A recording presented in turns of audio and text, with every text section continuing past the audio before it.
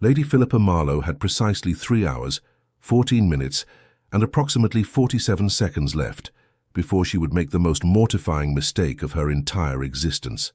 Not that she knew this, of course, as she sat at the gleaming mahogany dining table in Brackenmere House, pushing roasted pheasant around her plate with increasing desperation. The annual New Year's Eve dinner was proceeding exactly as it always did. Her father, the Marquess of Brackenmere, holding court at the head of the table with anecdotes about parliamentary sessions. Her brother Giles, making the ladies giggle with his witty observations. The Dowager Duchess of Thornley offering scandalous commentary about everyone who wasn't present, and dozens of London's finest families laughing, drinking, and securing their positions in society's intricate hierarchy. And there, 7 seats to her left, sat His Grace Rupert Fallowmere, Duke of Thornley. He wasn't looking at her. Again. Philippa had become something of an expert on the Duke of Thornley's profile over the past 2 years. She could sketch the exact angle of his jawline from memory. She knew that he had a small scar just above his left eyebrow, barely visible unless you'd spent countless hours studying him during tedious musicales. She'd memorized the precise shade of his dark hair, the way it curled slightly at his collar when it grew too long, the manner in which his mouth quirked when he found something genuinely amusing versus merely polite. What she didn't know was what his eyes looked like when they gazed directly at her with anything resembling interest. Because in 2 years of relentless, mortifying, increasingly desperate attempts to gain his attention, Rupert Fallowmere had never once looked at her as though she were anything more than furniture. "Lady Philippa, you seem distracted," came a voice from her right. She turned to find Lord Ashford, a pleasant enough gentleman with thinning hair and excellent prospects, regarding her with concern. "Simply contemplating the new year, my lord," she replied, forcing brightness into her voice.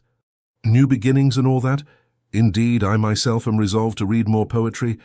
Perhaps you might recommend—" But Philippa had stopped listening, because the Duke of Thornley had just laughed at something Lady Constance Pemberton said, and the sound made her chest constrict painfully. This was ridiculous, utterly, completely ridiculous.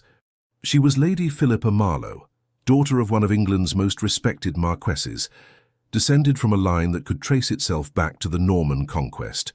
She was accomplished, could speak French and Italian fluently, played the pianoforte better than adequately, possessed a singing voice that had been called rather lovely by no less than 3 Duchess-level personages. She had rejected 4 marriage proposals in the past year alone, and yet here she sat, pining like a foolish girl over a man who wouldn't notice if she set herself on fire in the middle of the dining room. Well, enough. Philippa set down her fork with quiet determination. This was the moment. Right here, right now, on the last day of 1819, she would let go of this absurd infatuation. Tomorrow would begin 1820, and with it, a new Philippa Marlowe, one who didn't waste her time on oblivious dukes with devastatingly handsome smiles. "Lord Ashford," she said, turning back to him with genuine warmth, "I would be delighted to discuss poetry with you. Perhaps Byron? I find his work quite—" A tremendous crash erupted from the other end of the table. Giles had knocked over his wineglass while gesturing too enthusiastically, sending Bordeaux cascading across the pristine white tablecloth. The footman rushed forward, but not before the crimson flood had reached Lady Weatherby's lap, causing her to shriek loud enough to wake the dead in Westminster Abbey. The table erupted in chaos.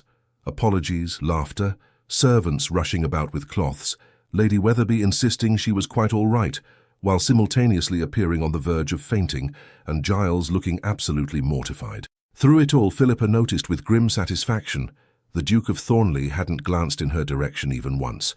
Perfect, absolutely perfect confirmation that she was making the right decision. 2 hours later, after the disaster had been cleaned up, the ladies had withdrawn, and the gentlemen had rejoined them for cards and conversation, Lord Thaddeus Marlowe, Marquess of Brackenmere, made an announcement. "The hour grows late," he declared in his booming, jovial voice. "Far too late for safe travel to town. I must insist that several of you remain as our guests for the night. The Duke of Thornley, naturally. Your Grace, we've prepared the blue guest chamber for you. Lord and Lady Weatherby, after tonight's unfortunate incident with the wine, I absolutely insist. And Sir Edward, you mentioned your carriage had a loose wheel. I won't hear of you risking the journey." Philippa felt her stomach drop. The Duke of Thornley, staying overnight. In the blue guest chamber, which was directly adjacent to her own rooms, she told herself this changed nothing. She'd already decided to abandon this foolish pursuit. What did it matter if he slept 20 feet away versus 20 miles? "How kind of you, Brackenmere," the Duke said, rising and offering a polite bow. "I accept with gratitude." His voice was exactly as Philippa remembered, rich, warm, with that slight roughness that made her think of velvet dragged across stone. She hated how much she loved it. The Dowager Duchess of Thornley, who was not staying overnight but would depart shortly for her own London townhouse, approached Philippa with a knowing smile. "My dear girl," she said quietly, "you've been staring at my son all evening like he's the last slice of cake at a garden party." Philippa felt heat flood her cheeks. "I'm sure I don't know what you mean, Your Grace." "Oh, darling." The Dowager's eyes twinkled with amusement, and something that might have been sympathy. "I've been watching the marriage market for 40 years. I know longing when I see it." "Then perhaps Your Grace should inform your son," Philippa said before she could stop herself, "that I no longer suffer from that particular affliction." The Dowager raised one elegant eyebrow. "Is that so?" "Entirely so. This very evening I've resolved to pursue more attainable prospects." "How very sensible of you." The Dowager patted her arm, but there was something speculative in her expression. "Though I wonder if you've considered that my son might be the greatest fool in England." Before Philippa could respond to this cryptic comment, the Dowager swept away to make her farewells, leaving Philippa more confused than ever. Midnight came and went. The new year arrived with toasts and embraces and good wishes. Philippa retired to her chambers, feeling simultaneously relieved and melancholy. Relieved that the terrible year of 1819 was over, melancholy that 1820 seemed to stretch before her like a vast, dukeless wasteland. Her lady's maid, Martha, helped her into her nightgown, a modest affair of white cotton with long sleeves and a high neck, because Philippa valued propriety above fashion even in the privacy of her own chambers, and braided her dark blonde hair. "Will you need anything else, my lady?" Martha asked. "No, thank you. Get some rest. It's been a long evening." Alone at last, Philippa climbed into bed and stared at the canopy overhead. She should feel triumphant. She'd made a mature, rational decision to stop wasting her life on an impossible dream. This was growth, this was wisdom. So why did she feel like crying? She punched her pillow with more force than necessary and rolled onto her side, determined to sleep. Today technically, since it was now 1820, she would wake up as a new woman, practical, sensible, ready to consider Lord Ashford's inevitable poetry recommendations with genuine interest. Sleep began to pull at her consciousness like gentle tide, and then she heard it. A woman's laugh, high, musical and unmistakably flirtatious, coming from the blue guest chamber next door. Philippa's eyes snapped open. Another giggle, followed by a man's lower voice. The words indistinct but the tone absolutely clear. "Oh, for the love of—" She sat bolt upright, fury replacing sleepiness in an instant. This was her father's house, a respectable house, and some libertine was entertaining female company at, she glanced at the clock, 1:30 in the morning, in a guest chamber, under the roof of a marquess. The outrage of it burned through her like wildfire. More sounds filtered through the wall. Whispers, movement, another giggle that made Philippa's blood boil. That was it. She threw back the covers and stood, grabbing the first weapon-like object she could find, a silver candelabra from her dresser, and marched toward her chamber door. Her bare feet made no sound on the carpet as she stalked down the hallway, nightgown swishing around her ankles, hair coming loose from its braid in wild tendrils. She didn't care. She was righteousness personified. She was justice in cotton nightclothes. She was, standing in front of the blue guest chamber door, she raised her fist and pounded on it with all the fury of 2 years of unrequited longing, channeled into pure, righteous indignation. "Open this door immediately," she commanded in a fierce whisper shout, mindful of waking the entire household but determined to confront this moral outrage. Footsteps approached. The door opened. A young woman Philippa vaguely recognized as Miss Caroline Harding, daughter of a wealthy merchant, stumbled out, her face flushed, her hair disheveled, her dress buttoned incorrectly. "Lady Philippa," she gasped, mortification written across her features. We were merely, oh heavens." She fled down the corridor like a rabbit escaping a fox, and there, framed in the doorway, illuminated by the candlelight from within, stood Rupert Fallowmere, Duke of Thornley, in his shirt sleeves. No cravat, waistcoat unbuttoned, hair thoroughly mussed, and smiling at her with such genuine, delighted surprise that her heart forgot how to beat properly. For exactly 3 seconds, Philippa's brain ceased all function. He was looking at her, actually, truly looking at her, with those eyes she'd dreamed about for 2 years, dark grey-blue, like storm clouds over the ocean. They were even more beautiful than she'd imagined. He was looking at her, and she was wearing her nightgown, with her hair falling wild around her shoulders, holding a candelabra like a sword. This was, without question, the worst moment of her entire life. But then something inside her, some core of Marlowe pride that refused to be diminished even by complete humiliation, surged forward. "How dare you," she hissed, brandishing the candelabra, "make such a racket at this unconscionable hour? This is a respectable household, Your Grace, not some disreputable gaming hell where you can entertain female visitors in the middle of the night." The Duke's smile didn't fade. If anything, it grew wider, transforming his face from merely handsome to absolutely devastating. "Lady Philippa," he said, and she hated how much she loved hearing her name in his voice. "I assure you this is a tremendous misunderstanding." A misunderstanding? She advanced on him, pointing the candelabra like a weapon. "I heard giggling, Your Grace, whispers, the unmistakable sounds of impropriety. Miss Harding merely wished to discuss—" "Oh, I'm certain she wished to discuss many things," Philippa snapped, "at 1:30 in the morning, in your bedchamber. How very intellectual of you both." Something flickered in his expression.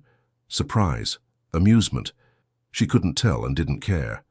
"I came to this chamber merely because your father's butler indicated it was mine for the evening," he said, raising his hands in a gesture of innocence.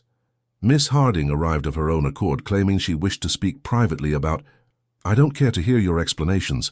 Philippa drew herself up to her full height, which was regrettably unimpressive compared to his 6 feet of aristocratic masculinity. "I simply wish to sleep without being subjected to the sounds of your rakish behavior." "Rakish?" He had the audacity to look entertained. "My lady, I've been called many things, but—" "Good night, Your Grace," she interrupted, spinning on her heel with as much dignity as one could muster, while barefoot and armed with a candelabra. "I trust you'll conduct yourself with appropriate decorum for the remainder of the evening."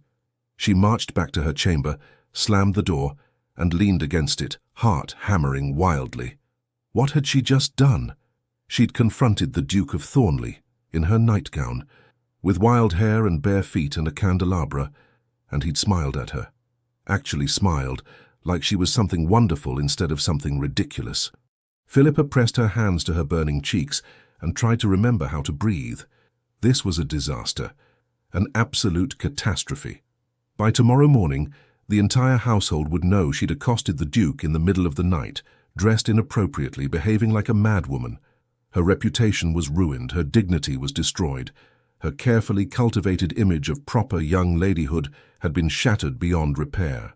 She crawled back into bed and pulled the covers over her head, wishing desperately that she could somehow cease to exist.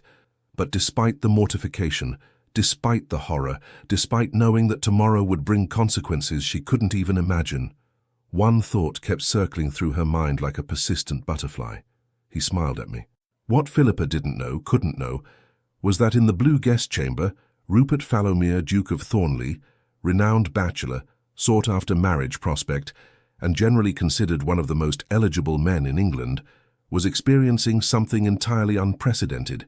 He was falling desperately, completely, irrevocably in love, with a woman brandishing a candelabra in her nightgown, hair wild like a Valkyrie, eyes blazing with righteous fury, with Lady Philippa Marlowe, who had just made it abundantly clear that she thought him an absolute scoundrel. Rupert sat down on the edge of the bed and started laughing. Not polite, restrained laughter, but genuine, uncontrollable mirth that shook his entire frame. This was going to be interesting. Philippa woke to bright January sunlight streaming through her windows and the immediate, crushing recollection of the previous night's events. She groaned, and buried her face in her pillow. It hadn't been a nightmare. She had actually confronted the Duke of Thornley in her nightgown, with a candelabra, while wearing nothing but a cotton nightdress and righteous indignation. "Good morning, my lady," Martha said cheerfully, entering with a pitcher of warm water. "Happy New Year." "There is nothing happy about it," Philippa mumbled into the pillow. "My lady?" Philippa sat up, resignation settling over her like a heavy cloak. "Martha, I need you to be completely honest with me. How extensive is the household gossip about last night's incident?" Martha's carefully neutral expression told her everything she needed to know. "That bad?" Philippa asked weakly. "Well?" Martha set down the pitcher and busied herself selecting a morning dress from the wardrobe. "The night footman mentioned to the head footman that he saw you in the corridor. The head footman mentioned it to Mrs. Henderson, who mentioned it to Cook, who mentioned it to me. Miss Harding's maid apparently found her crying in her room, claiming she'd been discovered in a compromising position, and that you were wielding a weapon." Philippa closed her eyes. "Wonderful. Absolutely wonderful. Though to be fair, my lady, most of the staff think it's rather admirable that you confronted His Grace about the noise. Mrs. Henderson said, and I quote, 'Good for Lady Philippa, standing up for decency in her own home.' That was something, at least. Small comfort, but comfort nonetheless. What dress would you prefer, my lady? The blue muslin or the green?" "Something that makes me invisible," Philippa muttered. "Do we have anything that renders one completely unnoticeable?" "Sadly, no. But the green brings out your eyes quite nicely." Philippa submitted to Martha's ministrations with the air of a condemned prisoner preparing for execution. Her hair was dressed, her gown was fastened, her appearance was rendered perfectly acceptable for a young lady of quality. None of it could hide the mortification burning in her cheeks. "You'll face it beautifully, my lady," Martha said softly. "You're a Marlowe. We don't hide from scandal. We stare it down. Martha, you're not a Marlowe. I've worked for your family since I was 14, my lady. I'm practically a Marlowe in spirit." Despite everything, Philippa smiled. "Thank you. I shall attempt to channel my ancestral courage." She descended the main staircase with her head high and her stomach churning. Voices drifted from the breakfast room, her father's booming laugh, Giles's lighter tones, the murmur of remaining overnight guests, and one voice that made her steps falter. The Duke of Thornley, still here, still in her house, probably telling everyone about the madwoman who'd attacked him with decorative lighting. Philippa paused outside the breakfast room, gathered every scrap of dignity she possessed, and walked in. 7 pairs of eyes turned toward her. "Philippa!" Her father rose from his seat with evident delight. "Happy New Year, my dear. Come, join us. We've been discussing the most extraordinary thing. His Grace has just informed us that he's decided to extend his stay in the country." Philippa's eyes flew to the Duke, despite her best intentions. He was watching her with that same expression from last night, warm, amused, and something else she couldn't quite identify. He stood, offering her a proper bow. "Lady Philippa," he said, "good morning. I trust you slept well after the commotion last night?" The room went silent. Even the clinking of silverware ceased. Philippa felt her face flame, but she held his gaze. "Quite well, Your Grace. Once the disturbances ceased, of course. My deepest apologies for any inconvenience." His tone was perfectly polite, but his eyes were dancing with suppressed laughter. "I assure you it won't happen again." "How very reassuring." "Please, Philippa, sit." Her father gestured to the empty chair, which was, naturally, directly across from the Duke, because the universe clearly enjoyed her suffering. His Grace was just explaining that he wishes to conduct some business with our local tenants regarding new farming techniques. Fascinating stuff, really. Who knew drainage systems could be so compelling? "Who indeed?" Philippa murmured, accepting the cup of tea a footman poured for her. "And of course," Giles added with barely contained glee, "we couldn't possibly let His Grace stay at the inn. Dreadful place. So Father has invited him to remain here at Brackenmere for the fortnight." Philippa's hand jerked, slosing tea into her saucer. "A fortnight," she repeated faintly. "Unless Lady Philippa objects." The Duke raised one eyebrow, challenge clear in his expression. Every eye in the room turned to her expectantly. She was trapped, absolutely, completely trapped. If she objected, she'd seem churlish and ungracious. If she agreed, She'd have to endure 2 weeks of proximity to the man she'd just resolved to forget. "Of course I don't object," she said, forcing a smile. "His Grace is most welcome to extend his stay as long as he wishes." "Excellent," her father beamed. "Then it's settled. Now who wants more kippers?" The meal proceeded with agonizing slowness. Philippa focused intently on her food, determined not to look at the Duke. This lasted approximately 4 minutes before curiosity overcame her. He was talking to Giles about crop rotation. He appeared genuinely interested. His hands moved expressively as he spoke, well-formed hands with long fingers and a small scar across his right knuckle. "Stop staring at his hands," she commanded herself. As if sensing her gaze, he glanced up, catching her eye. He smiled. She looked away immediately, heat flooding her cheeks for the 100th time that morning. "Lady Philippa," came Lady Weatherby's voice from her left. "We must discuss the upcoming Whitmore ball. Will you be attending?" "I haven't decided," Philippa said, grateful for the distraction. "Oh, you simply must. It's the first major ball of the season. Everyone who matters will be there." Lady Weatherby leaned closer, conspiratorially. "Between you and me, I heard that Lord Ashford plans to propose to someone there, though who the fortunate lady might be remains a mystery." Philippa felt rather than saw the Duke's attention shift toward their conversation. "How romantic," she said politely. "Indeed. Although," Lady Weatherby's eyes gleamed with gossip, "there are rumors about a certain Duke engaging in rather scandalous behavior last evening.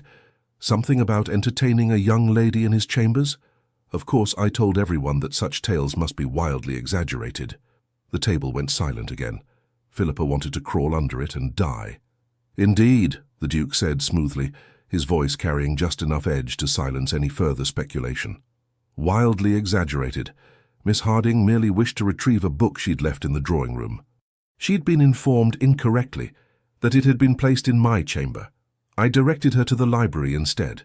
Hardly scandalous, though I understand how such innocent interactions can be misconstrued. It was a masterful lie, plausible enough to satisfy social conventions, delivered with just enough ducal authority to discourage questioning." Lady Weatherby tittered nervously. "Of course, Your Grace. I meant no offence. None taken." But the Duke was looking at Philippa as he said it, one eyebrow raised in a silent question. Well, she should have felt grateful. He'd just saved her reputation, and Miss Harding's, with a simple fabrication. No one would question a Duke's word. Instead, she felt oddly insulted. Did he think she needed his protection, his intervention? "How gallant of Your Grace," she said sweetly, "to protect a lady's reputation with such creative storytelling." His smile grew. "I've always believed that truth serves best when dressed in appropriate attire, Lady Philippa." "How very philosophical." "I do try." Their eyes locked across the table in silent challenge, and Philippa felt something shift in her chest, something dangerous and thrilling and entirely inappropriate. This was not moving on. This was the opposite of moving on. "If you'll excuse me," she said, standing abruptly, "I've just remembered I promised to help with the inventory of the still room." "On New Year's Day?" Giles looked skeptical. "Household management waits for no holiday, brother dear." She fled before anyone could protest, leaving behind a table full of confused guests and one Duke who was definitely, absolutely, unmistakably smiling. The still room was located in the oldest part of Brackenmere House, down a corridor that smelled pleasantly of dried herbs and beeswax. Philippa had no actual business there, but Mrs. Henderson, the housekeeper, was too kind to contradict her. "Lady Philippa," the older woman said, looking up from her ledgers, "what a pleasant surprise. I thought I might help with—" Philippa gestured vaguely at the shelves of preserves and medicinals. "Whatever needs helping with." Mrs. Henderson's knowing smile suggested she understood perfectly. "How thoughtful. Perhaps you could check the lavender sachets in the linen cupboard. I fear some might need replacing." It was busy work, and they both knew it, but Philippa accepted it gratefully. She spent the next hour in the quiet sanctuary of the linen cupboard, inhaling the scent of lavender and trying not to think about grey-blue eyes and devastating smiles. She failed spectacularly. Why had he lied to protect her reputation? They barely knew each other. In fact, until last night she would have sworn he didn't know she existed. And why was he staying for a fortnight? His excuse about farming techniques was absurd. Dukes didn't extend country visits to discuss drainage systems. Unless… No. She refused to speculate. That way led only to madness and disappointed hopes. "My lady?" Martha appeared in the doorway. "Your father requests your presence in his study." Philippa's stomach dropped. "Did he say why?" "No, my lady, but he seemed amused." That couldn't be good. Lord Thaddeus Marlowe, Marquess of Brackenmere, was indeed amused. He stood by the window of his study, hands clasped behind his back, radiating paternal satisfaction. "Ah, Philippa, come in, come in. Close the door, please." She obeyed, heart pounding. "You wished to see me, father?" "I did indeed." He turned to face her, eyes twinkling. "I've just had the most interesting conversation with the Duke of Thornley." Philippa's throat went dry. "Oh, he's requested permission to call upon you." The world tilted sideways. "Call upon me," she repeated stupidly. "Specifically, he wishes to take you driving tomorrow afternoon, weather permitting. He was most insistent. Said he wished to become better acquainted with our family." Her father's smile grew. "Particularly with you." "But why?" "My dear girl, you're intelligent, accomplished, and the daughter of a marquess. Why wouldn't a duke wish to know you better?" "Because he'd never noticed her existence until she'd attacked him with a candelabra, that's why." "What did you tell him?" she asked weakly. "That the decision was entirely yours, of course. I won't force you into any gentleman's company, duke or otherwise." Her father studied her carefully, "though I confess I'm curious about your objection. Thornley is widely considered one of the finest matches in England. Wealthy, titled, intelligent, only 30 years of age. His mother speaks very highly of him. All mothers speak highly of their sons." "True, but Dorothea Fallowmere is not given to exaggeration." He paused. "She also mentioned something interesting when she departed last night. Said her son was finally showing signs of sense after years of bachelorhood. Any idea what she might have meant?" Philippa shook her head mutely. "Well." Her father crossed to his desk and picked up a book, signaling the interview's end. "The choice is yours, my dear. If you wish to accept the Duke's invitation, I'll inform him you're amenable. If not, I'll convey your regrets with perfect politeness." This was her chance. She could refuse, maintain her dignity, stick to her resolution about moving on. She should absolutely refuse. "I'll accept," she heard herself say. Her father's smile was knowing. "Excellent. I'll inform His Grace immediately.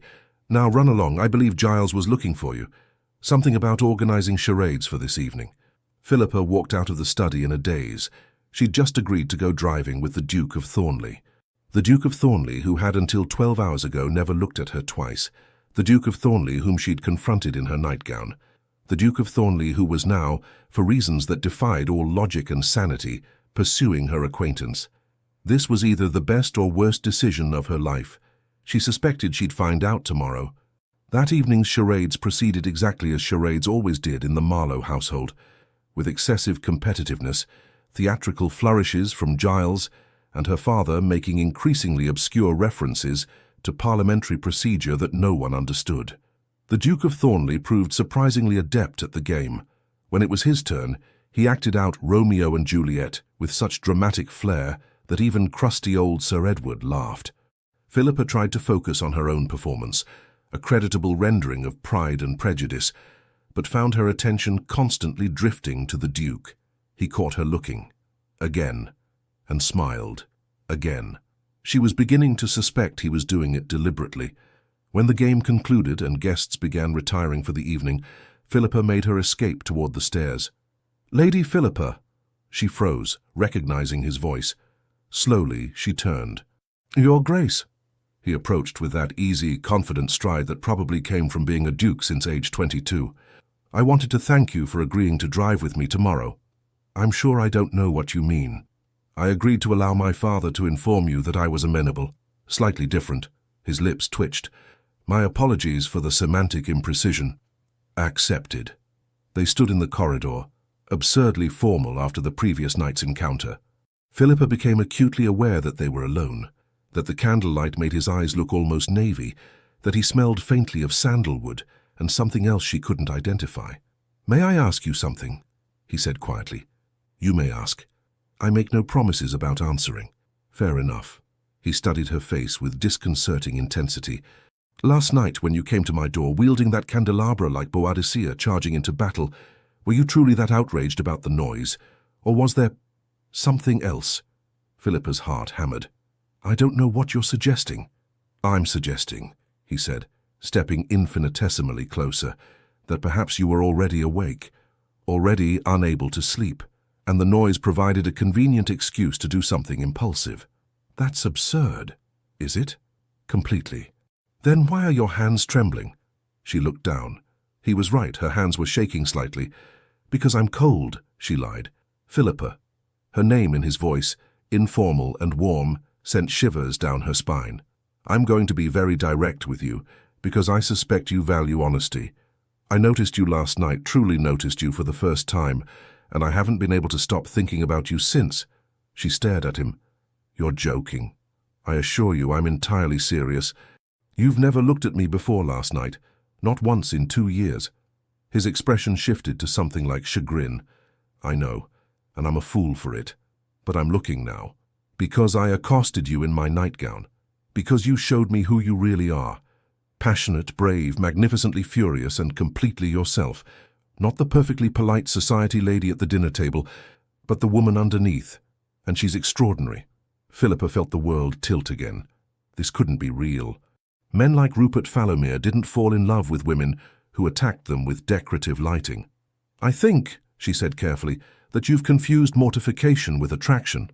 Have I? He smiled. Then tomorrow's drive should prove enlightening. For both of us. He bowed, turned, and walked away, leaving Philippa standing alone in the corridor, head spinning, heart racing, and every resolution about moving on crumbling into dust. The weather the next afternoon was unreasonably perfect, crisp and clear, with pale winter sunlight turning the frost-covered grounds into something from a fairy tale. Philippa dressed in her warmest carriage dress, a deep blue wool that Martha insisted made her look like a duchess already. Martha, please don't. Don't what, my lady? Don't start planning a wedding. It's one drive in a curricle, not a proposal. Of course, my lady, though I've already discussed with Mrs. Henderson what flowers would look best in the church, and we both agree that, Martha, white roses with touches of lavender would be absolutely— I'm leaving now, Philippa announced, grabbing her pelisse. Stunning against the stone. Oh, have a wonderful time, my lady. Philippa descended the main staircase to find the Duke already waiting in the entrance hall, looking unfairly handsome in a greatcoat that probably cost more than most people's annual income. Lady Philippa, he offered his arm. You look lovely. Thank you, you look— She gestured at him vaguely. Appropriately ducal. He laughed, a genuine, warm sound that did dangerous things to her composure. I shall take that as a compliment. The curricle waiting outside was exactly what one would expect from a duke, perfectly sprung, gleaming with care, pulled by a matched pair of chestnuts that probably had better bloodlines than half the aristocracy. He handed her up with practiced ease, then climbed up beside her, taking the reins from his groom. Where shall we go? He asked.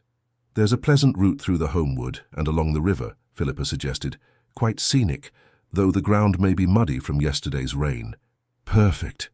They set off at a sedate pace, the horses' hooves crunching on the gravel drive. For several minutes, neither spoke. Philippa focused on the landscape, hyper-aware of his presence beside her, the warmth of his body despite the cold air, the competent way he handled the reins, the faint scent of sandalwood. You're very quiet, he observed. I'm waiting. For what? For whatever game you're playing to reveal itself. He glanced at her sharply. You think this is a game? Isn't it? She turned to face him directly. 2 days ago, you wouldn't have recognized me if I'd served you tea. Now suddenly you're requesting drives and making pretty speeches about noticing me. Forgive my skepticism, Your Grace, but I'm not fool enough to believe in spontaneous transformation. Even when it's genuine? Especially then. They rounded a bend, entering the deeper shade of the wood. The curricle swayed gently over uneven ground. You're right, he said quietly. I should explain. That would be refreshing. He was silent for a moment, navigating around a particularly deep rut. Then, I didn't notice you before because I was deliberately not noticing anyone. Philippa blinked. I beg your pardon. For the past 3 years, I've been avoiding marriage with the dedication most men reserve for pursuing it. Every ball, every dinner, every social event, I attended out of obligation, but I made certain never to engage too deeply with any unmarried lady. To do so would invite expectations I had no intention of fulfilling. How very considerate of you, she said dryly. It wasn't kindness, it was self-preservation. My mother has been attempting to marry me off since I reached my majority. Every season brings a new parade of acceptable candidates, all perfectly pleasant, all absolutely suitable. He paused. All completely wrong. Wrong how? Safe, predictable, the kind of woman who would make an excellent duchess but a terrible wife, at least for me. He glanced at her. I want partnership, Philippa, passion. Someone who challenges me, argues with me, makes me think and laugh and feel things beyond mere contentment. Her heart was beating too fast. And you think I'm that person because I yelled at you about noise? I think you might be that person because you weren't trying to be. He pulled the horses to a stop in a small clearing overlooking the river. Every other woman I've met has been performing for me. The perfect dance, the perfect conversation, the perfect feminine accomplishment. You weren't performing. You were simply magnificently yourself. I was mortified. You were real. Philippa looked away toward the river flowing dark and swift below them. This is madness. Probably. We barely know each other. True. I spent 2 years trying to gain your attention and you never looked at me once. Now you expect me to believe that one encounter in a corridor has changed everything. I don't expect you to believe anything, he said softly. I'm asking you to give me a chance to prove it's real. She turned back to him, studying his face, searching for deception, for mockery, for any sign that this was some elaborate joke at her expense. All she saw was sincerity. Why now? She whispered. Why, after all this time, am I suddenly visible to you? Because I finally let myself look. He reached out slowly, giving her time to pull away, and took her gloved hand. Because sometimes we don't recognize what we need until it quite literally bangs on our door demanding to be heard. Despite everything, despite years of disappointment, despite her resolution to move on, despite every rational reason to protect her heart, Philippa felt herself softening. I don't know what to say. Then don't say anything. Just let me court you properly. Let me show you that this isn't a game or a whim or temporary madness. Let me prove that I can be the man you deserve. You don't even know what I deserve. Then help me learn. The air between them felt charged, electric. Philippa was acutely aware that they were alone, unchaperoned, in a secluded spot, that his hand was still holding hers, that he was looking at her like she was something precious and rare. I'm not one of those perfect, suitable ladies, she said, needing him to understand. I have opinions, strong ones. I argue. I read radical philosophy and sometimes agree with it. I once told the Bishop of Winchester that his sermon about women's proper place was theological nonsense. I'm not easy. His smile was brilliant. Thank heaven for that. I'm serious, Rupert.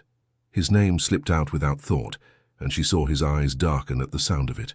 If you're expecting some biddable, decorative wife who'll smile and nod and never challenge you, I'm expecting exactly what you're describing, he interrupted, and I cannot wait.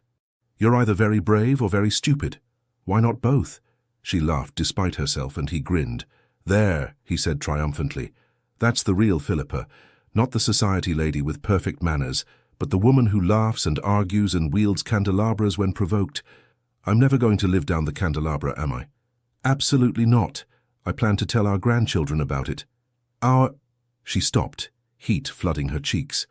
That's extremely presumptuous. Is it? He raised one eyebrow. You've agreed to let me court you. I haven't agreed to anything. You haven't refused, which from you I'm counting as encouragement. You're impossible. And you're extraordinary. He squeezed her hand gently. Say you'll give me a chance, Philippa. A real chance. Not the performance you gave me at dinner parties for 2 years, but the truth of who you are. She should refuse. This was too fast, too uncertain, too risky for her carefully guarded heart. But looking into his eyes, those grey-blue eyes she'd dreamed about for so long, she found herself saying, 1 fortnight. You're staying for a fortnight.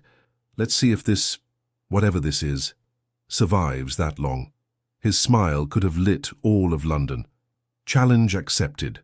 They drove back to Brackenmere House in companionable conversation, arguing cheerfully about everything from agricultural reform to whether Byron was a genius or a charlatan.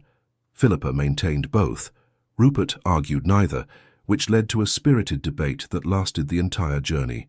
When he helped her down from the curricle, his hands lingered at her waist just a moment longer than strictly necessary. "Thank you for the drive," she said, trying to sound normal despite her racing pulse. "Thank you for the conversation. It's refreshing to talk with someone who actually disagrees with me. Get used to it. I disagree with most people about most things." "Delightful." They stood in the drive, absurdly reluctant to part, until Giles appeared in the doorway. "Philippa, there you are. Mother sent a letter. Apparently she's coming home early from Bath. She'll arrive tomorrow." Philippa's stomach dropped. Their mother, Lady Constance Marlowe, was formidable, exacting, with very specific ideas about appropriate behavior for young ladies. And Philippa had just spent the afternoon driving unchaperoned with a duke, after confronting said duke in her nightgown 2 nights prior. This was going to be interesting. Rupert, reading her expression, smiled. "I look forward to meeting the Marchioness." "You say that now," Philippa muttered. "How terrifying can she be?" "You'll see." Lady Constance Marlowe arrived the next afternoon in a flurry of luggage, servants, and forcefully expressed opinions about the state of the roads between Bath and Berkshire. "Appalling," she declared, sweeping into Brackenmere's entrance hall like a ship in full sail. "Absolutely appalling.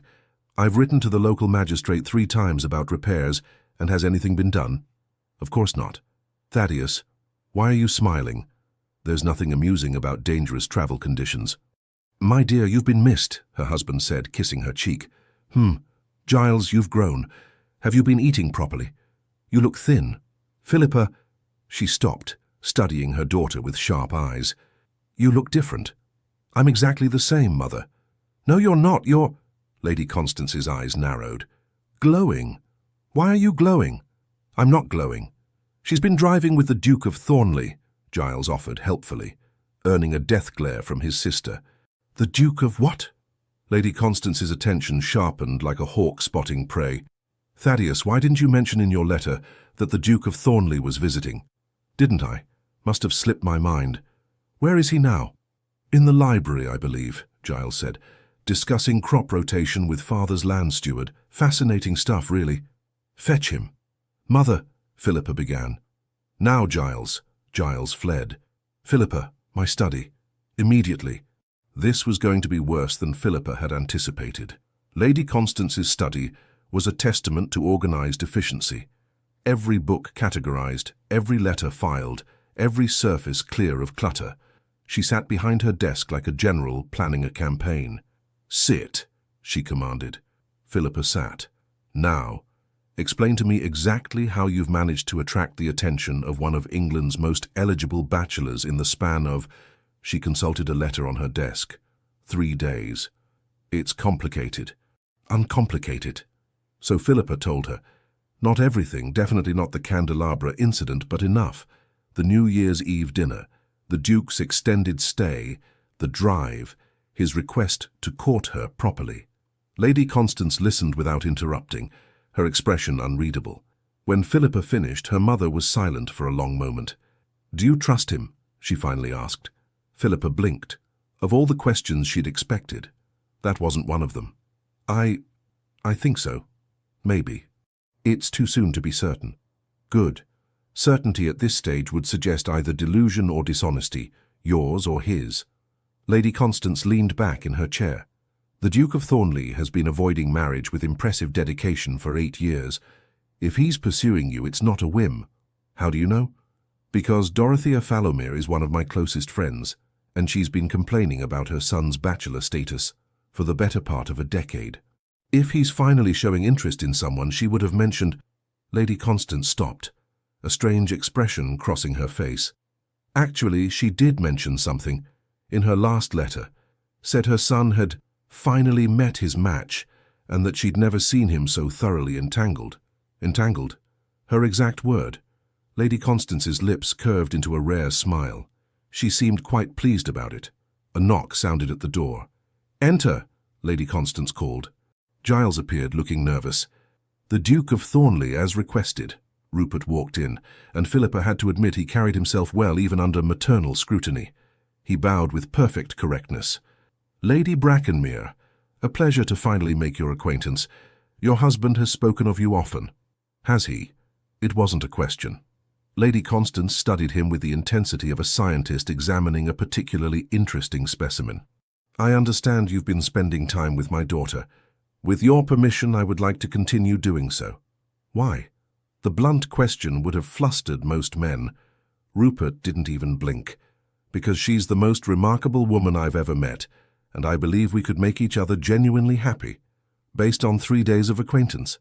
Based on recognizing in 3 days what I should have seen years ago." Lady Constance's expression didn't change, but something in her eyes softened fractionally. "My daughter is not a prize to be won, Your Grace. She's a person with her own will, her own mind, and her own future to determine. I'm aware, and I have no intention of winning her, only of convincing her that I'm worth the risk of trying." Silence stretched between them. Philippa held her breath. "Very well," Lady Constance said finally. "You may continue your courtship. Under proper supervision, of course. No more unchaperoned drives." "Mother!" Philippa protested. "Philippa, you are the daughter of a marquess, and he is a duke. Society will be watching every interaction with vulture-like intensity. We will give them nothing to discuss except the proper progression of a respectable courtship." She was right, of course. Philippa knew it, even if she hated it. "I understand completely," Rupert said, "and I appreciate your allowing me the opportunity. Don't thank me yet. I'm a far more rigorous judge of character than my husband. If you disappoint my daughter, you'll answer to me. I wouldn't dream of disappointing her. See that you don't." Lady Constance waved a dismissive hand. "Now, both of you, out. I have correspondence to attend to." They escaped into the corridor, Giles following behind. "Well," Rupert said, once they were safely out of earshot, "your mother is terrifying. I warned you. Also, magnificent. I can see where you get it from." Philippa felt warmth bloom in her chest. "Careful, Your Grace, flattery won't work on me." "Who said I was flattering? I'm simply stating observable facts. You're impossible. And you've already said that twice. You'll need new insults if we're to spend the next fortnight together." "Challenge accepted." Giles groaned. "Please tell me you're not going to spend 2 weeks flirting via argument. Because I'll have to witness it, and I may expire from second-hand embarrassment." "Then don't watch," Philippa suggested sweetly. "This is my house too." "Actually, it's Father's house," Rupert pointed out. "Technically, neither of you has ownership." "I'm leaving," Giles announced. "Both of you are insufferable together."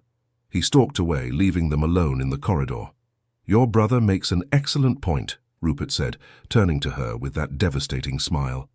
"We are rather insufferable together. Is that a bad thing?"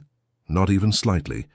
They stood there, grinning at each other like idiots, until a passing footman coughed politely, reminding them that they were very much not alone. "I should go," Philippa said reluctantly. "Help Mother settle in." "Of course. But tomorrow, would you like to walk in the gardens? Properly chaperoned, naturally. With Martha trailing behind us at a respectful distance?" "Exactly. I suppose I can endure that." "Your enthusiasm is overwhelming. I'm pacing myself, don't want to give you false hope. Too late for that, I'm afraid." He bowed and walked away, leaving Philippa leaning against the wall, trying to remember how to breathe normally. This was dangerous. This feeling, this hope, this impossible, wonderful thing growing between them. But for the first time in 2 years, she thought it might actually be real. The fortnight that followed was the strangest, most wonderful, most exasperating period of Philippa's life. True to Lady Constance's decree, all interactions with the Duke were rigorously chaperoned. Walks in the garden featured Martha trailing 10 paces behind. Conversations in the drawing room occurred under her mother's watchful eye. Even reading in the library together required Giles's presence, which led to his increasingly dramatic complaints about being forced into servitude as a human propriety barrier. And yet, despite, or perhaps because of, these restrictions, Philippa found herself falling helplessly, irrevocably in love. It wasn't the grand gestures that did it. It was the small moments. The way Rupert listened when she argued passionately about criminal justice reform, not just waiting for his turn to speak, but actually considering her points and offering thoughtful counter-arguments. The morning he brought her a book of radical political philosophy he'd ordered specially from London, because she'd mentioned wanting to read it. The afternoon he spent an hour discussing horse breeding with her father's head groom, genuinely interested, despite having no need of the information, simply because the man's expertise deserved respect. The evening he played chess with Giles and deliberately lost the final game to spare the younger man's pride, then never mentioned it. The way he looked at her when he thought she wasn't paying attention, like she was a puzzle he wanted to spend his whole life solving. "You're staring again," Martha observed one morning while dressing Philippa's hair. "I am not." "You are. You've been looking out that window toward the stables for 10 minutes. His Grace is in the stables. This is not a coincidence." Philippa felt her cheeks warm. "I was simply admiring the view." "Of the Duke or the stables?" "Martha, I'm simply observing, my lady, and I observe that you're happier than I've seen you in years." That was true. Despite the chaos of her emotions, despite the uncertainty, despite knowing that all of this could end badly, she was happy. Terrifyingly, wonderfully happy.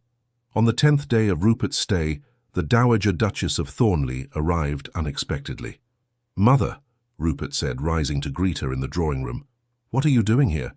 "Coming to see what has so thoroughly captured my son's attention that he's extended a 3-day visit into a fortnight."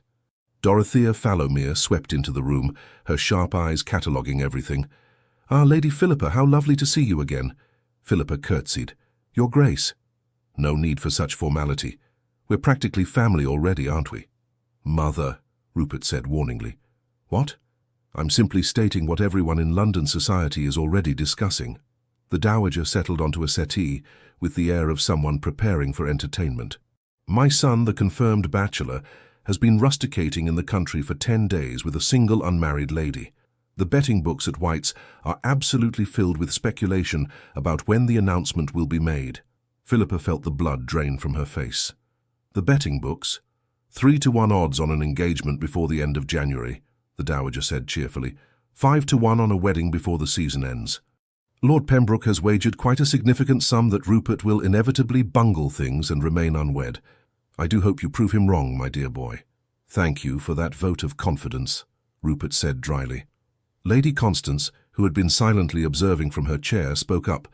"Dorothea, while I appreciate your directness, perhaps we might discuss this privately." "Why?" "Everyone knows what's happening. 2 intelligent young people discovering they're suited. Why dance around it?" "Because," Lady Constance said with exaggerated patience, "not everything must be announced and analysed publicly. Some things deserve to develop naturally without the weight of societal expectation. Bah, societal expectation is the grease that keeps the wheels of civilization turning. That's the most cynical metaphor I've heard this week. Thank you. I've been practicing." Watching them bicker, Philippa felt some of her panic ease. This was familiar territory. 2 formidable women who respected each other enough to argue honestly. "Lady Philippa," the Dowager said, turning to her suddenly, "walk with me in the garden. Just us. Your mother can supervise from the window." It was phrased as an invitation, but Philippa recognized a command when she heard one. "Of course, Your Grace." They walked in silence for several minutes, the Dowager's pace surprisingly brisk for a woman of her years. Finally, she spoke. "My son has never been in love before." Philippa's breath caught. "Your Grace, Let me finish.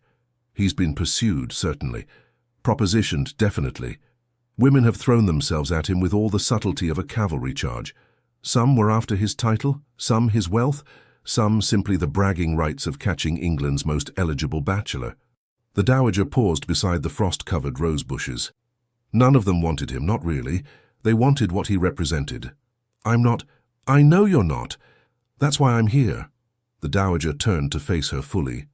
"You accosted my son in your nightgown, brandishing a candelabra and shouting about propriety.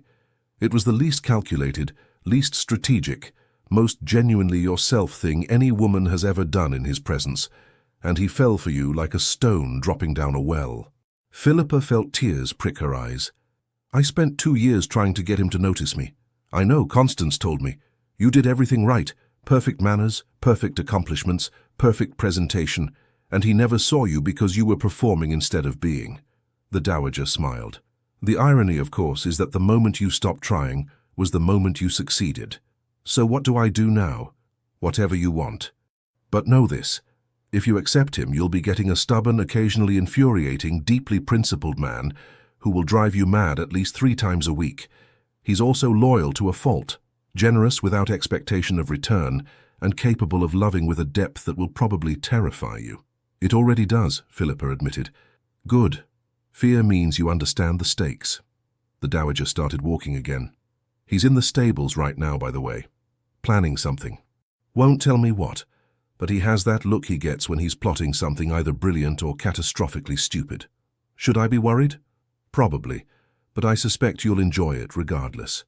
The dowager's prediction proved accurate that very evening. Dinner had concluded, and the family had gathered in the drawing room, a cozy, informal affair, now that most of the New Year's guests had departed.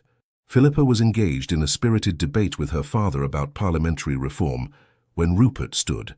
"If I might interrupt," he said, his voice carrying a note of nervousness Philippa had never heard before. Everyone fell silent. "Lord Brackenmere, Lady Brackenmere, I have a request to make." He looked directly at Philippa's parents, though his gaze flickered briefly to her. "I would like permission to propose marriage to your daughter." The room went completely still. Philippa's heart stopped beating entirely. "You're asking our permission before asking her?" Lady Constance said, one eyebrow raised. "I'm asking your permission to ask her," Rupert clarified. "I won't presume to know her answer, but I would like the opportunity to present my case." "Your case," Lord Thaddeus repeated, looking amused, as if marriage were a matter for legal argument. "Isn't it? A partnership negotiated between equals with terms and conditions subject to mutual agreement." "Good heavens," the dowager murmured. "He's actually going to argue his way into marriage. This is either brilliant or disastrous." "Rupert," Philippa said, finding her voice at last, "what are you doing?" "Exactly what I said I would, proving that this is real." He turned to her fully. "I told you I wanted partnership, passion, someone who challenges me. I've had 10 days of that, Philippa. 10 days of the most engaging, frustrating, wonderful conversations of my life. 10 days of discovering that every assumption I had about what I wanted in a wife was completely wrong, because I hadn't met you yet." "This is mad," she whispered. "Probably. But here's what I know. I don't want to go back to London without you. I don't want to attend another ball where you're not my partner. I don't want to face another parliamentary session without being able to discuss it with you afterward. I don't want a life that doesn't include arguing with you about philosophy over breakfast." "You hate philosophy." "I hate bad philosophy. Yours is excellent even when I disagree with it." Despite everything, she felt herself smiling. "So," he said, taking a step closer, "before I ask you the question that will either make me the happiest man in England or confirm Lord Pembroke's belief that I'm destined for permanent bachelorhood, do I have your parents' permission?" Lord Thaddeus and Lady Constance exchanged glances. Some wordless communication passed between them. "You have our permission," Lord Thaddeus said, "though I suspect our opinion matters less than our daughter's."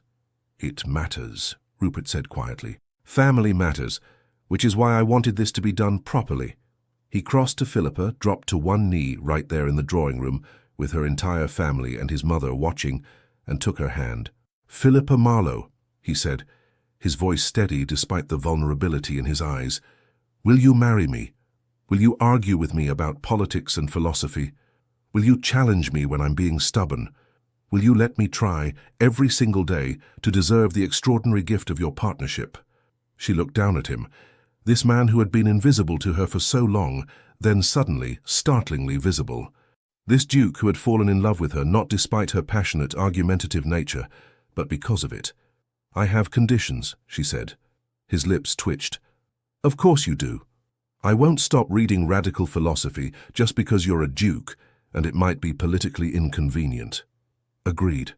I won't stop arguing with you even in public if I think you're wrong. I'm counting on it. I want to be involved in the management of your estates. Real involvement, not decorative consultation. Our estates, and absolutely yes. I'm not interested in being a perfect duchess. I'm interested in being an effective one, which means I'll probably offend people. I'll help you offend them." She felt tears gathering, but they were happy ones. "You're supposed to be discouraging me from making unreasonable demands." "There's nothing unreasonable about any of that. It's exactly who you are and exactly who I want you to be." "Then yes," she said, the word coming out half laugh, half sob. "Yes, I'll marry you." He surged to his feet, pulled her into his arms, and kissed her, properly, thoroughly, in front of her parents and his mother and Giles, who made gagging sounds that everyone ignored. When they finally broke apart, both breathless, the dowager was dabbing her eyes with a handkerchief. "About time," she declared. "I've been waiting 8 years for this boy to find some sense." "Sense had nothing to do with it," Rupert said, not taking his eyes off Philippa. "This was complete madness from start to finish." "The best kind of madness," Philippa agreed. "The absolutely correct kind of wrong," he added. And then he was kissing her again, and she was kissing him back, and somewhere in the background her mother was discussing wedding dates with the dowager, and her father was opening champagne, and Giles was complaining that nobody had asked his permission. But none of it mattered because Philippa Marlowe, who had spent 2 years trying to catch a duke's attention and finally succeeded by giving up entirely, was exactly where she belonged. In the arms of a man who loved her, not for her perfect manners or her strategic accomplishments, but for the wild, passionate, argumentative woman she'd been too afraid to show him, until one winter night when she'd confronted him in her nightgown with a candelabra and accidentally started the greatest love story of her life, 6 months later.